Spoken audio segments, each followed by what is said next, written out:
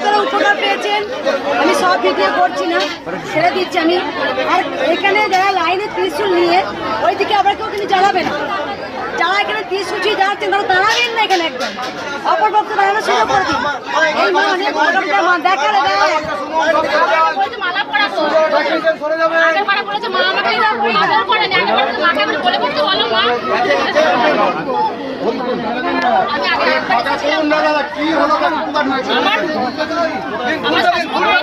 যন্ত্রণা হচ্ছিল, কিছুতেই কম ছিল না, ওষুধও খাচ্ছিল আর ইঞ্জেকশন সবগুলো দেওয়া হচ্ছিল কিন্তু কম ছিল না। আমি বললাম, আমার স্বামীকে বললাম তখন আমি মায়ের নাম জপ করবো, বলছে হ্যাঁ করো।